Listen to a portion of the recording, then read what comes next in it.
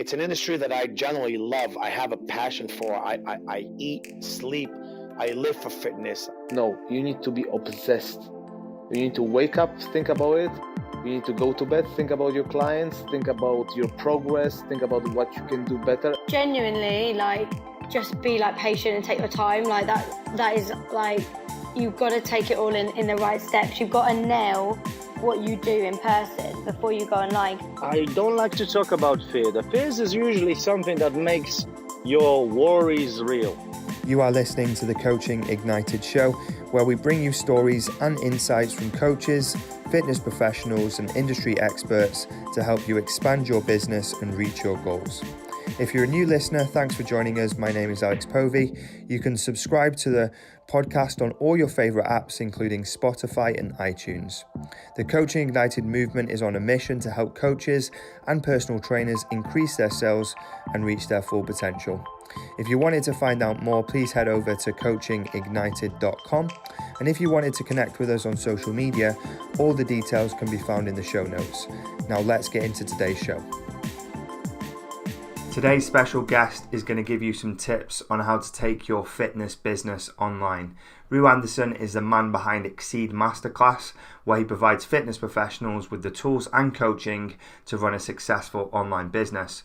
Rue is highly respected in the industry for founding Exceed Nutrition, which has become the go-to online nutrition coaching website. He has also written a book called High Performance Living, the complete lifestyle book with healthy recipes and a strength training program. So go check that out on Amazon, guys. If you wanted to learn more about any of Rue's services and products, head over to exceedmasterclass.com or exceednutrition.com. But I just wanted to start, Rue, by saying thank you for being here. I really appreciate that. Yeah, man, great to connect, and looking forward to chatting about this online stuff with you and your gang. Yeah. Awesome. So I wanted to kind of start with what led you down this path? What made you get into fitness? This one's really, really typical, and I'm pretty sure there must be some other listeners that are going to nod their head to this one. Arnold Schwarzenegger. Yeah. Okay. Seriously. That's how simple it was. I'm going right back here. What got me into fitness? No question about it. I remember very, very particularly going to my best friend at the time, and we went to his friend, and I don't know what we were doing. We were really young at the time, playing on computer games, and one of the lads said, "Hey, let's stick a DVD on," and he stuck on, of course, Pumping Iron, right, the absolute classic. And I just remember sitting there, just going, "Whoa, what? Who are these people?" You know? And I think that was definitely a trigger for me. And I remember those guys that we were there with. They're like, "Yeah, let's do some press ups and pull ups and stuff." So that was it. That got me into fitness, no question about it. And I definitely became a bit of a gym rat, I should say, for many years afterwards. I'm the same. I think who was I watching? Ronnie Coleman. I used to, Sure. He used to have those YouTube videos, lightweight, all those crazy videos. And I was looking at them and I was thinking, this guy is an absolute beast.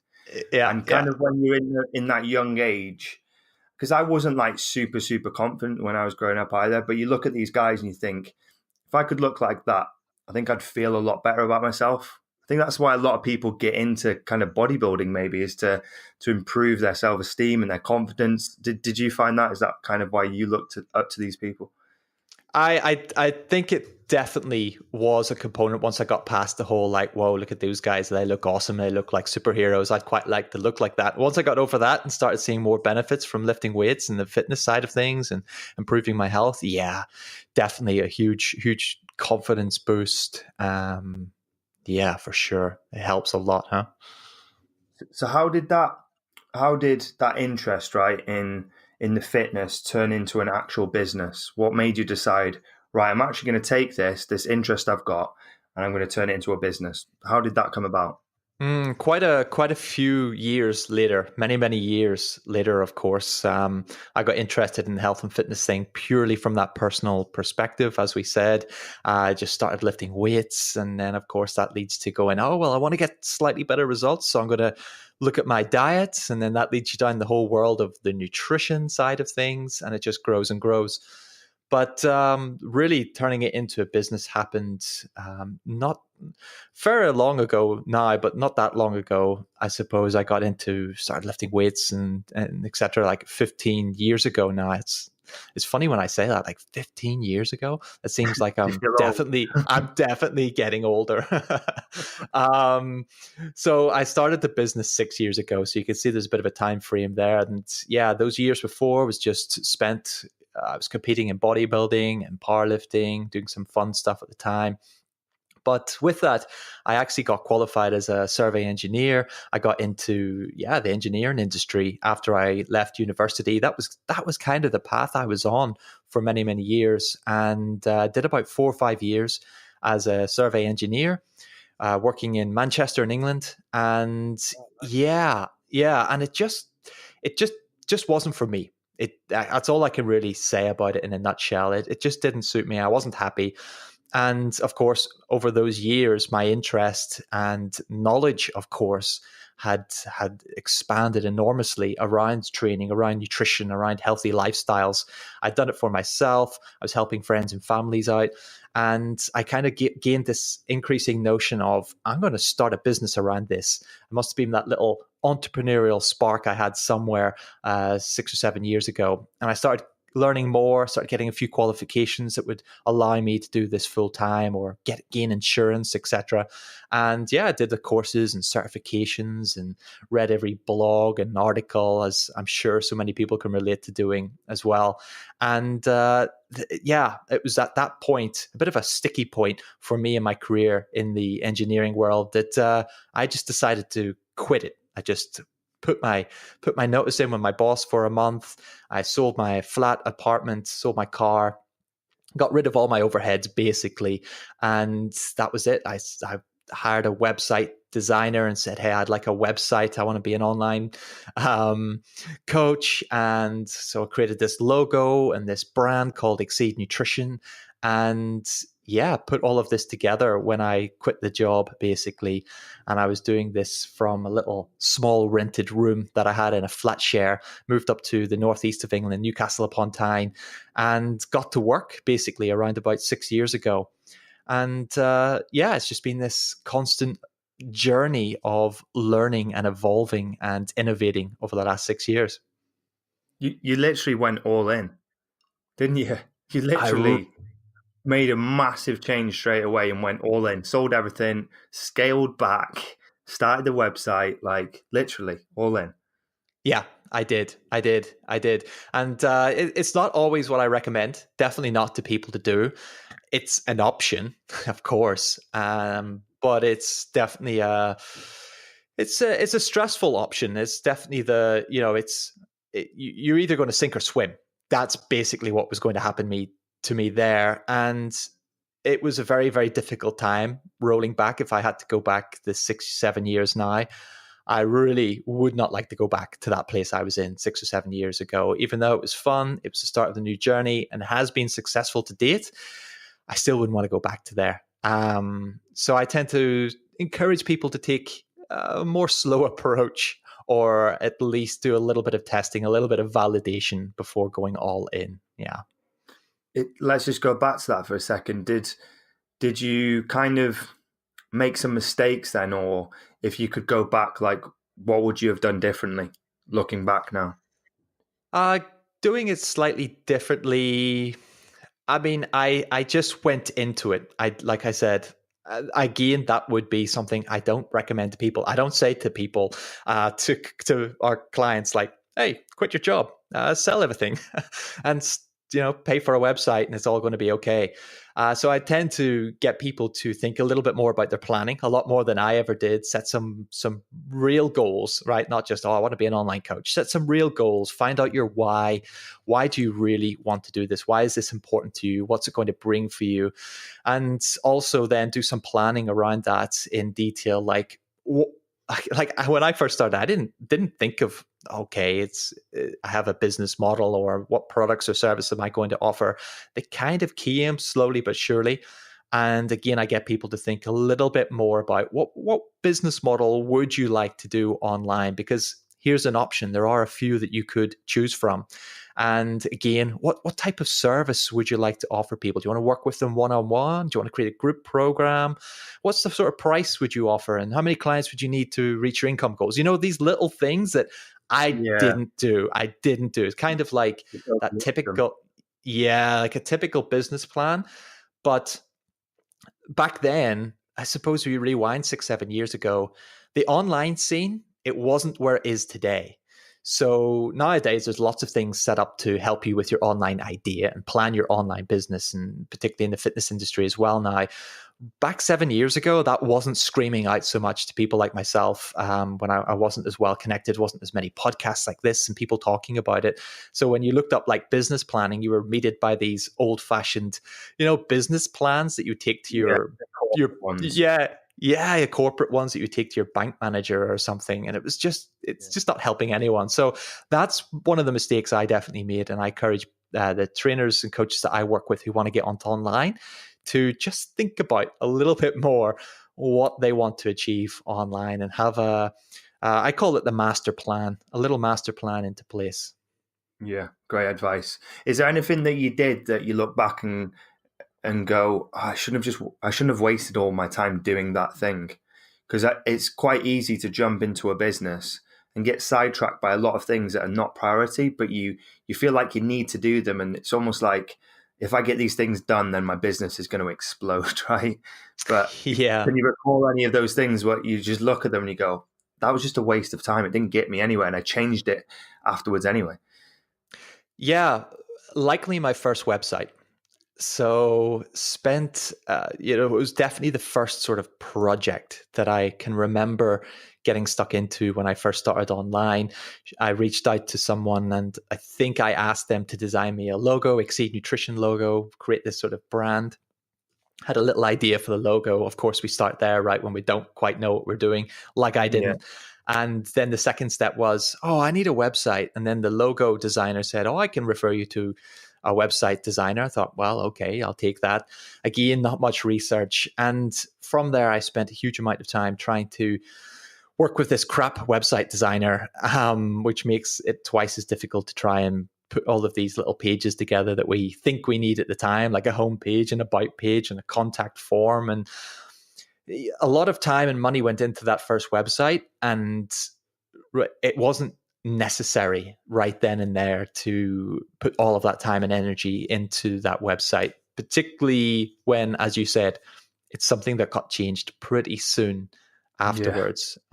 So again, I tell the guys that I'm working with, like it's not just about creating this website and that's it. You own a website and you have a business and you're going to get clients as a result. It's absolutely not. So don't get too caught up in that sort of logo, the brand creation, and like the website elements. They're important assets, but they're not the first thing that you may necessarily want or even need to build out to get some online coaching clients and to start generating a return quickly from it.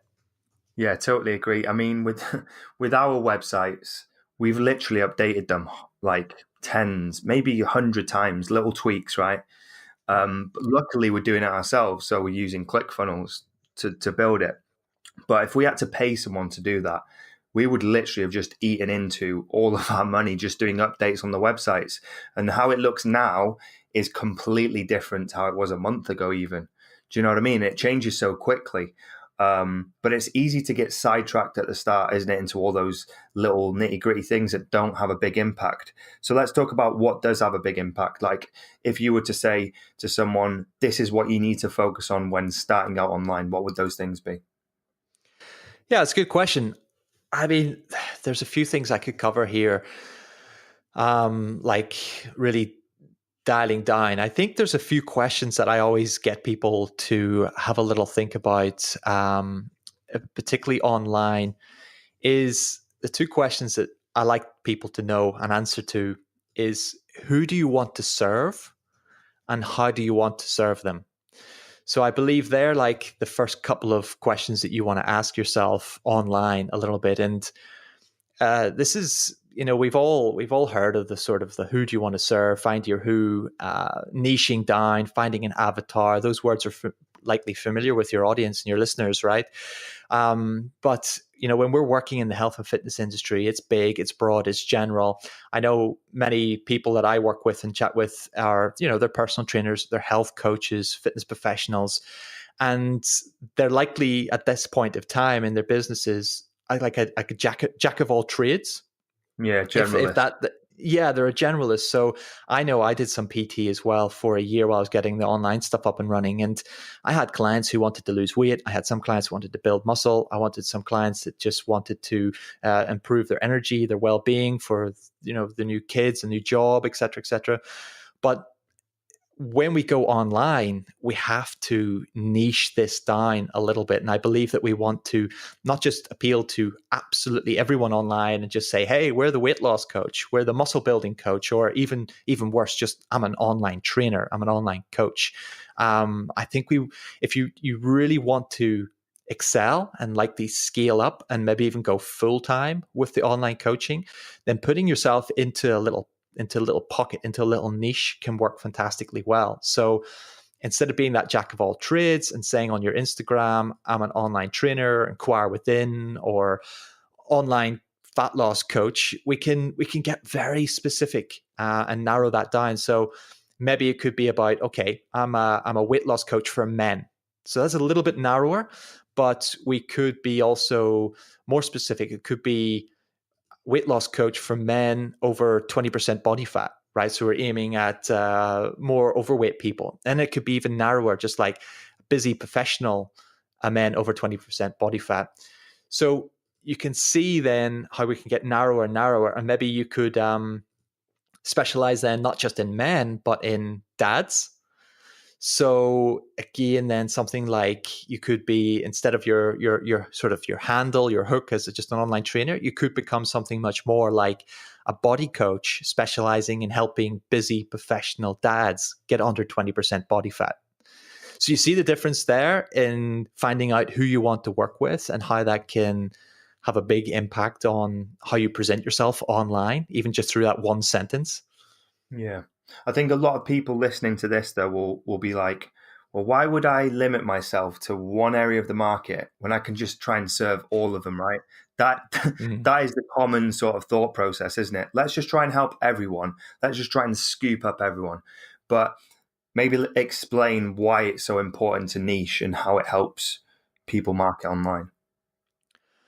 Well, like I said, yeah, I mean, we're just taking it from that jack of all trades and niching it down to essentially, I believe online that you want to, it's becoming increasingly harder to stand out and to get noticed.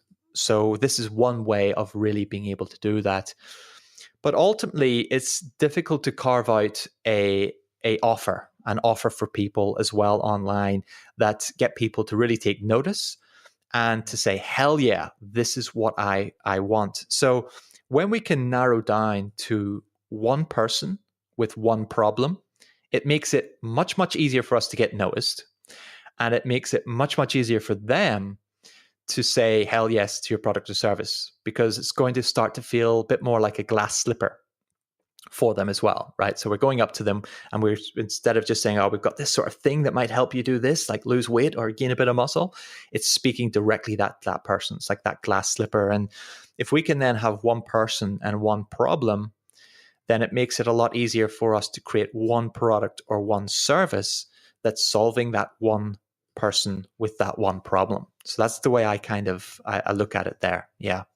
Yeah, totally agree. I mean, it's kind of like a GP and a brain surgeon. Like a GP just does everything, jack of all trades, does the snotty noses, the rashes, all those bits and bobs, works long hours. And then you've got the brain surgeons who get treated with the utmost of respect, and they get paid a ton of money to just perform one specific task. And people come for them for that exact reason. I suppose it's the same with personal training, right? You want to niche down, you want to pinpoint an audience, and you want to basically just slice through the noise because it's so saturated. That's it in a nutshell.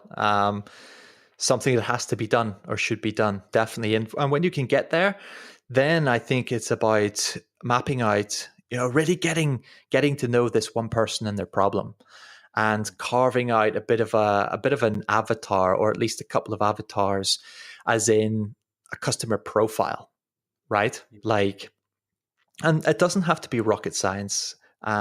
For me, it's about as much as possible. And it's maybe not necessarily getting this 100% correct or filling in all the details from the word go. It's definitely something that evolves with time and you get better at, but truly understanding those people's, that one person's fears, their frustrations, and of course, on the flip side of that, their wants and their aspirations. So it's really about getting to know this small demographic of people that got this problem, and then being able to show that to them and present them the solution at the same time. Got you. So let's talk about you. You've got two companies, right? You've got Exceed Nutrition and you've got Exceed Masterclass. And are they separate entities, or do they mix over? And how does that relationship work between the two different offerings? Sure. Yeah. Well, Exceed Nutrition was the first company I set up. They are two separate businesses officially, Exceed Nutrition and Exceed Masterclass. And Exceed Nutrition was the first sort of business that I created. And initially, it was very much geared towards what I initially set up to do those 6 or 7 years ago, which was educating the general public through our content on the site, and then also through coaching programs. Ended up working with definitely hundreds and hundreds of people myself through that website. We even had some coaches on board at some stage helping out with the clients there. And what we also saw then is I find that as I was creating Exceed Nutrition, a lot of fitness professionals started to follow my work and get involved with it. I suppose at the time it wasn't as like too many people were doing the online stuff. So they were interested in the type of content we were putting out, and they were interested in how I was growing an online business as well. So that side of things grew, and the demand came for, Ru, can you teach us a bit about what you're doing here? It'd be super cool to know that. And that's when the Exceed Masterclass was created as well. And that's more specifically now tailored to helping health and fitness coaches with the online personal training, the online marketing, online sales, online fitness business in general. So they're very much separated in terms of what they're doing. Kind of kept them under the sort of Exceed brand that I've got going on there. But also Exceed Nutrition is still sticking to its nutrition roots, but we're no longer focusing on general public, but again, creating some more resources, products and services for health and fitness professionals there as well. Okay, so that's super interesting. Let's dive into like the Exceed Masterclass and how that actually works. So how do people come on board? How do you actually help them? Do you build things for them? Is it like a done for you service, a done with you service? Like, how does it actually work? Yeah, good question. The masterclass is set up as something, this sort of all-round program that I sat back and thought, what did I need that 6 years ago when I was really getting started? And for me, it wasn't some really fancy specific course that I needed. It wasn't about, I didn't need some course on webinars or how to do sales calls or anything. I needed some all-round online business education.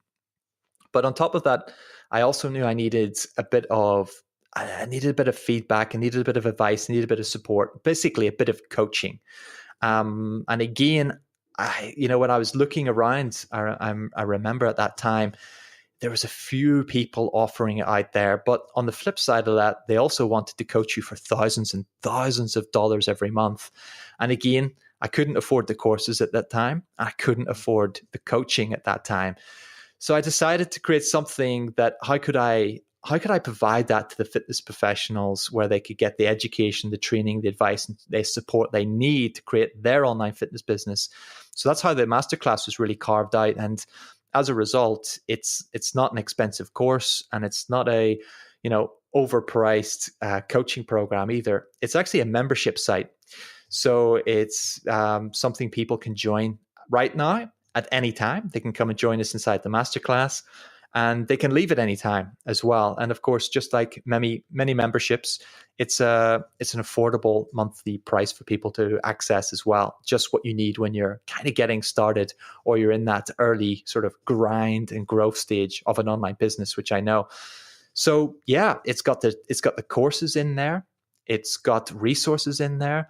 But more importantly, and what the trainers really enjoy the most, is the step-by-step roadmap, which we created for them. So it's guiding them through the different phases. We've got 4 phases that I feel online are necessary. That's a planning phase. Again, the very thing that I skipped over when I started. You better believe it's in my program now. Then a creation stage. So again, looking at, okay, how can you create this brand identity? How could you create this website? How could you create this product, this signature program? And a few of the other online assets, like maybe like an email list, for example, on social media. And then we go into launching it. How can we get it out there? How can we make this official? Get your first few clients, and then into a growth stage as well. So we got roadmaps for each of those. And the traders always tell me, oh, that's super powerful. And of course, again, I feel everyone needs that little bit of feedback, right? A little bit of coaching in there. So again, through our coaching app that we've got onto the members area as well, the trainers get private one-to-one messages with myself back and forth there too. So yeah, I think we got a nice little all-round membership site here. Yeah, that's cool. That's like an interesting setup. I've not kind of heard of that model being used on scale. A lot of people like to offer courses, don't they? Just like a step-by-step guide. But you're building in this membership. If someone comes into the program, like, what's the speed of progression? Is it limited to how quickly they can go through the information, or how does that work in terms of the results? How do they get the results, and how quickly can they get results off using your program? Yeah, well, the results, a lot of the time, I am not in this bandwagon of saying, oh, you complete my program. Oh, you join this, I'm going to turn you into a 6-figure online trainer or a 7-figure online trainer. That's not my style. Yeah, I bet you do. And I see a lot of marketing going on like that.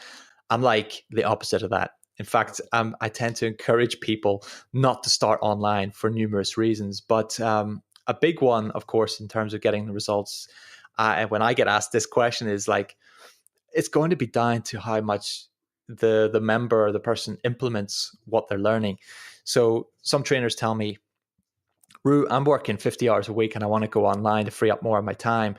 How quickly can I get results? It's like, well, you're already working 50 hours a week. There's only going to be so much you can move forward with at a time, week by week, right? Compared to someone who says, hey, Rue, I got 15 hours of coaching each week. So it frees up a huge amount of time compared to maybe the other trainer, and they're going to move forward potentially, hopefully, a heck of a lot faster. But I do see really, I include like a quick start guide inside of our members training as well. And that's kind of like if you want clients right now and then online, just follow this little pathway and do this course here. And I can see people get clients within their first week or two by joining the program. Got you. So I suppose it's relative to the individual. And I suppose I find the same with my program. Some people I've got a course now. So I used to do one-on-one training, right? And then I turned it into a program. But people could literally just sit through it and go through it in one day and then start applying it the same day. But other people will come into it because they've got different schedules or different motivations. They'll take a lot longer to do it. So it's probably the same with your program. It's a lot down to the individual as well, and how much they're prepared to do and how quickly they're prepared to do it. Exactly. Yeah. And I'm not going to make any big lofty promises and or any pots of gold at the end of the rainbow. Clickbait. Yeah. So let's talk about like the online marketing then, because this is what you're involved in. Obviously, I don't expect you to give people an exact blueprint because it wouldn't be possible on a podcast, but what's the best way to really market online? Like if you could choose a specific way of marketing, how would you do it? Again, it's a big question, and of course, a lot of this is directed down to the type of business model that the trainer or coach decides on from the start. So, if someone suggests to me that they want to do one-on-one consulting online, like a very similar role that typically we have as personal trainers in a gym, working with people one-on-one, etc., the business model that I would create for that would be very different to, or the marketing even would be fairly different to someone who says, "Hey, I want to sell a $15 ebook to everyone." Right? It's a very different way of putting yourself out there online. But I generally recommend for people, if they're getting started first time online, not to think about membership sites and not think about selling ebooks and cheap products at that stage, because it's easier to slot into the consulting role, just like we do as, offline one-to-one personal trainers, for example, or health coaches. And that just means we don't need to create so much stuff. We don't have to create these membership sites or these products and downloads or resources, et cetera, et cetera. We can just consult with people, right? They come to us, we can get onto Skype, we can talk to them. And if there is something very specific we need to create for them, then we can just go and create that just for them, send it to them, and it's done, right? So that's definitely one of my best ways of getting started online. And with that as well, the marketing can be much simpler too, believe it or not. So even though it's one-to-one consulting, I typically would say that it's one of the best ways to quickly make an income online as well, because you can charge more, just like you can charge for one-to-one personal training, much more than, say, like a group training program or a class, right? Yeah. So with that, then we can charge more, make more quicker, but the marketing is pretty simple for it too. What I'm finding right now is that, if you are doing that sort of consulting role, one-to-one stuff online, and people are going to be working directly with you, which they typically are online, if you're following that type of model, then it's definitely about putting you front of center of the business, the brand, so to speak. And it's more about building, not about a logo or brand, etc., but more of a personal branding that you will want to do. So for myself, that type of role, I saw success with it myself when I was running Exceed Nutrition on our coaching there. It's the type of model we set up with. And this is where I got to work on creating a lot of value for people. So really, no matter what avenue or marketing route that you go down, whether you're going to be huge on social media, whether you're going to be hugely focused on growing an email list and communicating with people through email or chatbots, or I don't know, there must be a million ways of communicating and building up your audience these days. But ultimately, if you can put yourself front and center there, that's going to be one of the best marketing ways moving forward as well, because you're trying to build that personal connection with people, because that's what you want them to, if they're going to work with you personally, they have to know you, they have to like you and have to trust you. Yeah, because it's not the product they're buying into, or a membership site or a course or a program. At that stage, it's you that they're actually buying into. And of course, the results that you can get for people. So for myself, definitely the first marketing routes are putting yourself front and foremost in the business, like not hiding away too much, like getting out there, perhaps picking a platform like a podcast, maybe like YouTube, or we could also do a blog, and creating that value, creating that content that's going out there. I've created hundreds and hundreds of podcasts, again, me taking the time to provide that value to people.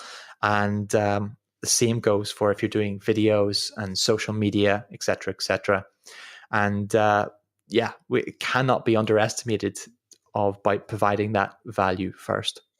So you're talking about personal branding there, effectively. You're basically talking about building a solid personal brand to leverage the trust by providing value to then get a loyal audience to then monetize.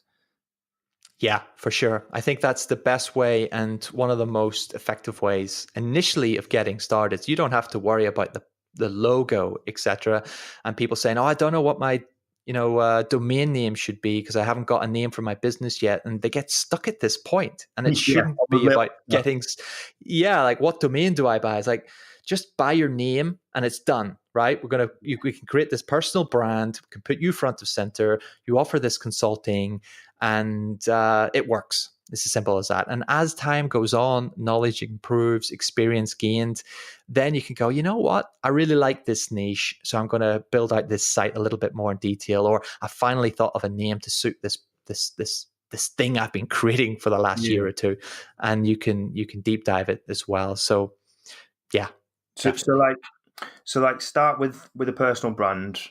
Use your own personal branding, right, to leverage the business. Start with coaching. Then what would be the next logical step? Because with the coaching, obviously, you get paid a good amount of money. You're working one-on-one with the client, but it's no different to the offline business that these people are trying to move out of, so they can scale, right? So what would be the next step after the one-on-one consulting? Which way would you take it after that? Well, typically that would then falling into a couple of different options in terms of different business models. You could create something like a digital product, for example.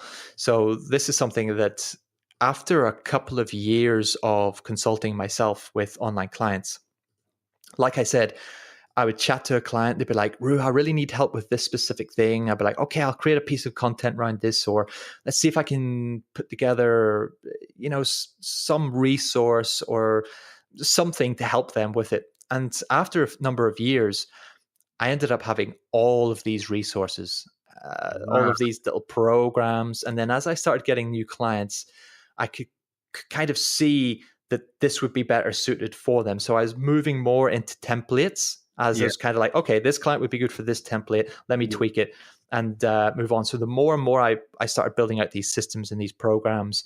And then that's when I was able to put together very specific coaching programs individually. And I was able to sell those as individual programs. And we also took it a step further as well. Something I really like is membership sites. Yeah. So we took the same programs that we could sell individually as one-time products, and we also put them into a membership site about a year later as well. And if you joined the membership site, you would get access to all of my programs that we had for our clients, and again, some of our resources and some of our little habit challenges that we would run. And then that was me starting to leverage out my existing stuff that I'd created for my one-to-one clients and just scale them and just reuse them and repurpose them essentially. Yeah. And believe it or not, a lot of the stuff now that we create for personal trainers and coaches as products and services for them, really originally started from those times that I was working in that consulting role, creating stuff for clients. And they've changed a lot since then, but that's where the ideas came from. And that's why the trainers and coaches who do get our products and services really see value in them as well. So they've been tried and tested, so to speak. Awesome. That's an interesting sort of path of how all the resources are built up. You've got all these assets, and then you can just recreate them and repackage them up because you've been in the industry for a while, and people can follow that same process, right? Sure, yeah. It's the same as exceedmasterclass.com, really. Like I said at the start, there was this interest in trainers and coaches asking me about online coaching and how to do this in the best ways. And okay, I didn't go about just creating this big exceedmasterclass.com website initially, and all of the different elements that you'll see on there, like ebooks and workbooks, etc. You'll find for free, and the blog and the podcast, etc. They're all attached to it now. That didn't start out at all, any of that. It just started off with a simple sales page that we created saying, "Hey, we're going to create this thing for you. Here's how to buy into it when it's ready." And it just expands, it gets bigger and bigger as it gains momentum. So it's my biggest advice, as I think I've I've pressed on enough here in the call that it's not just about creating all of this stuff from the word go. It's about trying to find the path of the least resistance, the easiest option, getting some momentum there, building out some of the assets with time, and you're going to get smarter as well as you go. Yeah. So how do you get traffic now to your sites? Because a lot of people be thinking, well, I've got these great products. I've got a website. How do I get the traffic, and what methods do you use? Because you've got two different offerings. You've got Exceed Nutrition. You've got Exceed Masterclass. How do you get the traffic there? Lots and lots of ways, of course. People are resulting in ending up on my website, and in particular certain important pages on my website as well. I call them the money pages. Yeah, so many ways. Certainly, I mean, there's kind of like the free and the paid routes, right? The classic sort of free routes and paid routes, which of course I've been harnessing. The free routes are things like our podcast, for example. We have a podcast dedicated to helping personal trainers and health coaches with online coaching. And that, of course, works fantastically well for getting people to go and check out more about what we're doing and what we offer there. We've, of course, created very in-depth articles and resources for trainers too. So that's thankfully been a good hit with Google. So SEO helps there as well. After years of creating content, certain pieces have stood out there. So I would say that would be the main, and social media perhaps would also fall onto that sort of free section. Again, pretty active on social media. We've grown our audience quite well there, and we're always posting out our latest content and old stuff that links back to our sites. And then I'm a big fan of using paid traffic as well. No question about that. So again, I don't think there's ever been a time in the last 6 years that I haven't had a Facebook ad running for my businesses. So again, lots of different ads running there to various forms of content and videos and downloads and workshops, and all of that stuff. Yeah. That's awesome. So there's Facebook as well, the paid advertising, because I'd agree it's super underpriced right now, isn't it? Yeah, I mean, yeah, I don't know if it's underpriced or overpriced, but I think as long as you can get to the stage of getting a return on investment from it and really being able to track that, I think then the sky becomes the limit, right? Like if you can spend $10 on an ad and get if you can get $11 back, that's a great start. No question about it. But I find that certain people are definitely capable of getting a 2 to 3 times return on their Facebook advertising. That would be definitely getting to a good level, in my opinion. I mean, you put $1 in, you get $2 out. I mean, that's insane, right? Yeah, it's like, yeah, it's amazing. So yeah, I definitely think it shouldn't be ignored. It shouldn't be ignored. But it's certainly a learning curve, the Facebook ads, and it's one of those assets that I recommend to trainers, as in, don't ignore this. Yeah, I get it. It might be a nightmare trying to get something approved by Facebook or trying to learn what it takes to get that ROI, but it's a learning curve that is going to put money in your pockets potentially for many years right now, from what I'm seeing. So yeah, you have to get on it. So it sounds like you're using a lot of different methods because you've been around for so long as well. So you've got all these different pieces of content that are basically laced throughout the internet that are driving back to your sites, right, and your offerings. So it's kind of like it gets easier over time as well. So a lot of people will come in and they might feel a bit discouraged, but if you keep at it repeatedly every day, putting out content, looking at new methods to drive traffic, it gets easier, right? Yeah, it certainly builds up. It's A phrase I always like to say is it's like tipping an online business is like tipping off the sort of snowball at the top of a hill, right? And it's going to gain momentum as it comes down. As long as you're doing that little bit every day to try and get it better and better and better, you find then it just gains this momentum down the hill. It's picking up more snow, and before you know it, in a few years' time, you tend to have this nice momentum that's just kind of keeps building and building, providing that you're doing some of the key things right, and you're genuinely providing value to people through high quality products and services. Yeah. And you mentioned podcasting, and obviously you've put out a ton of podcasts. What was the decision to choose podcasts over like other forms of content, maybe YouTube or other things? What made you choose podcasting?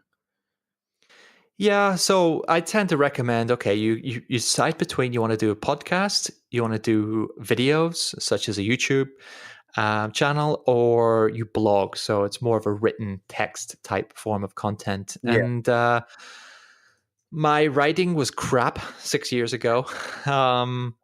It's still not great, but it's a lot better. And the videos were even worse. Oh dear. I don't know if you've ever had that time where you go back into your YouTube channel a few years later and you look at some of those first videos and you literally have to delete them. Cringe. That's how bad some of my videos. Yeah, it was horrendous, mate. So I quickly thought, well, podcasting is a medium that, yeah, it's a conversation. Particularly, I was doing interviews at the time. So it's just a conversation. It was an easy way for me to create content, stay consistent to it as well, because I didn't worry about the video and the formatting and the cutting up and trying to keep people engaged. And yeah, as I said, my writing wasn't great at the time. So I thought podcasting would be a really good avenue. Plus, I got onto a couple of podcasts very early. I had a couple of friends back in the day when I was first starting out online who were doing similar things, and they started a podcast and they invited me on. So I did a couple of interviews on podcasts, and I thought, yeah, this is a really nice platform. I enjoy it as well. Yeah. And I think that's a big element of it. Like, you have to enjoy it. I enjoy sitting here right now, chatting with you. Yeah, There's a little buzz to it. And just Yeah, there's a little. Yeah, just jamming, just having a little chat. And from the messages that I get from it as well, even though it's not a huge effort on my part to do something like this with yourself, and likewise probably for you just to chat with me, it resonates with people, it helps people. And yeah, I mean, that's what we're creating this content for, right? So if we can achieve that and it's easy and simple for us, yeah, get on it. Yeah, and I think it's a good platform as well going forward. Gary Vee bangs on about it a lot, because obviously we're moving more into voice now, aren't we, with these voice tools like Alexa and Google Play and all that sort of stuff. So I think podcasting and recording voice and voice content is just going to get better as more people want to do more things at once. They can listen and drive, or listen and clean their teeth. And so if you can really position yourself on one of these platforms, which you've already done, you're going to be successful in tapping into those new tools in the future as well. Yeah, for sure. Definitely. I like that angle. I hadn't thought about that myself, but something I did notice with the podcasting myself over the years, particularly when I was focusing on promoting myself as the online nutrition coach through Exceed Nutrition. I don't know if I would recommend it these days for a lot of online trainers and aspiring online trainers in their content creation. It's definitely an option there, and I've definitely got trainers who've done really well from starting a podcast in the masterclass. But I find that depending on what you're selling, what you're trying to promote, a lot of the general public, podcasts provide a lot of value, right? We can literally record a 60-minute interview, and there's so much information there. And then we do weekly episodes, really builds up in content. I find for a lot of the general public that they may not necessarily be looking to consume that amount of content around health and fitness. They're just looking for the solution pretty much straight then there. They realize that in 8 weeks' time, they've got a wedding and they need to lose some weight. Yeah. So it's not about going through 100 podcasts for them. It's about finding a solution ASAP, right? Yeah. And I find that is definitely more so in the body transformation, weight loss, weight gain type space for the trainers, that slow education route, which podcasts tend to be, they're there. They're a good platform, but perhaps things like videos, written blogs, and certain other types of media creation may bring a faster return, if that makes sense, than the podcasting. Podcasting is very, very slow. It's definitely about building up an audience that's there that you can rely on, but it is very, very slow and difficult to get them to do things as well, because most people are listening to podcasts when they're on the move, they're on the bus, they're on the on the treadmill, etc., etc. So when you say, "Hey, come buy my program," that doesn't quite happen through a podcast directly. So the call to actions are very, very weak. So if you're driving traffic to other things like a blog post that can take people to a sales page, for example, or an application page, or a video on Facebook with a link in the description, taking people to your money pages and opt-in page, et cetera, I think you're going to see a bit more traction there. Awesome. So are there some like big mistakes that you're aware of that you see all the time that personal trainers make when it comes to starting an online business? Like the top fails, they do them and it just backfires, or they do stuff and it just doesn't get any results, and it's plainly obvious to you but maybe not so obvious to people coming into the industry. Yeah, there's quite a few. I'm trying to think, what would be the best one? There's a lot, Yeah, I could go off on a couple of rants as well. Look, I think when I touched on at the start, like I mentioned that I'm keen on helping trainers initially think a bit more about, who do they want to serve? How do they want to serve them? And in particular, more about themselves, and coming back to why do they want to coach online? Like a big mistake, I think, that's happening, and it's not the trainers or, the people's fault to blame. Really, it's those like us, creating the content who, are misleading people possibly. So they think, I'm going to start this online business, I'm going to make lots of money, it's going to be super easy.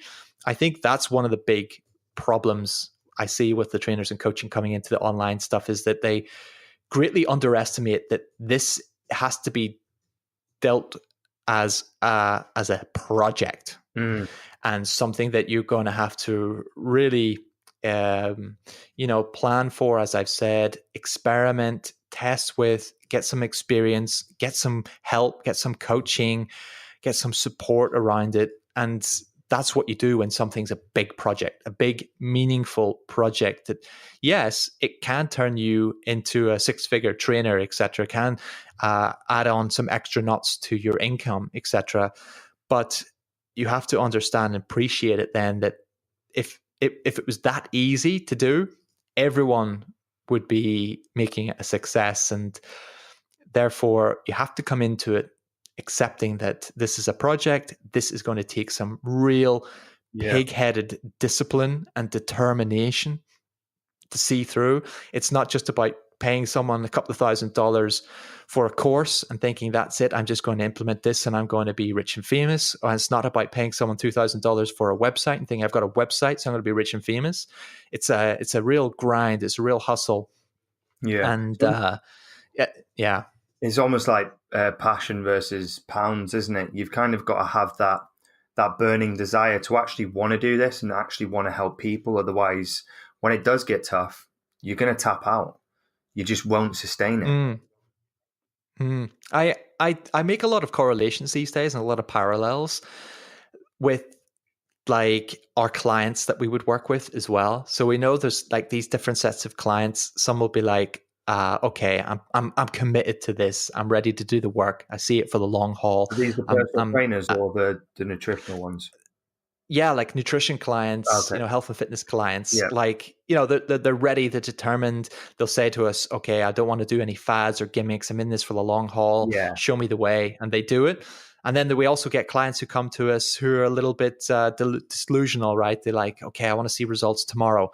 And we know that that's not necessarily the case. So yeah, I think we can kind of relate to those type of clients. And I think we want to make sure that we don't fall into the sort of quick fix fad type clients when we're approaching the online business. We want to take that long haul route. This is a journey. This is a process, not just an overnight, thought process, and everything's going to be hunky dory. Yeah, totally agree.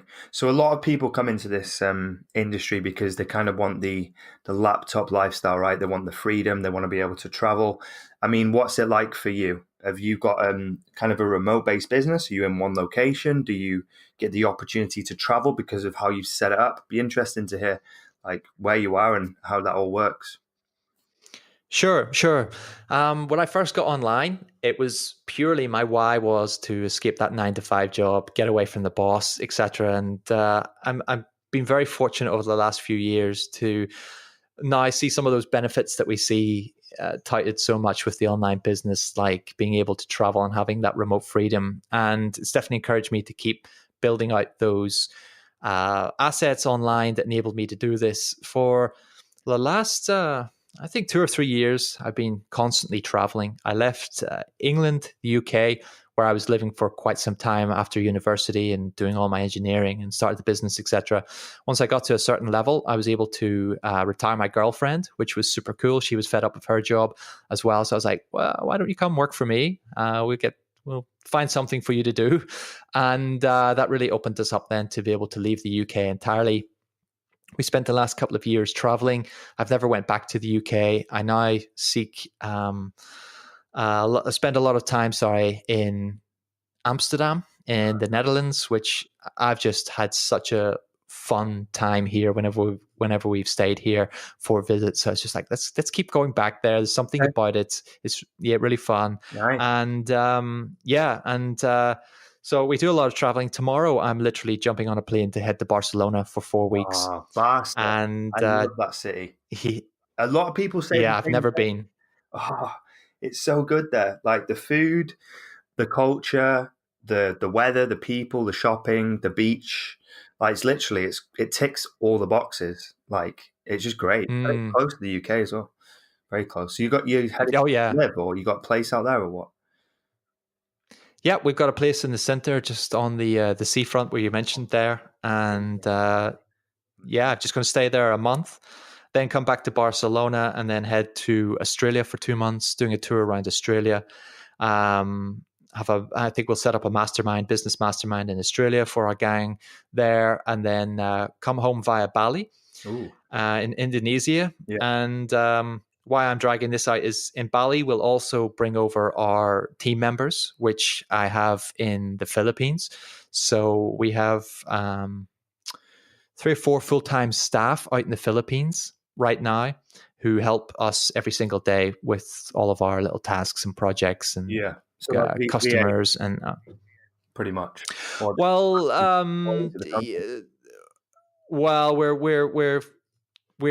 We've developed specific roles as opposed to just an assistant role. We have a content manager, we have a graphic designer, we have a support specialist. So we've gone a little layer deeper than the VA side of things. But I always recommend starting with get an overseas VA. It can literally transform your business by just having that extra little bit of help. So we bring them to Bali. We have a little group team for a week in Bali. And I'll come back again here mid-March, April back to Amsterdam as well. So yeah, definitely gives me the traveling lifestyle and the freedom aspect. Not a bad lifestyle, Avery. Not a bad lifestyle. Not bad. I'm not complaining. No. Really I say it with us.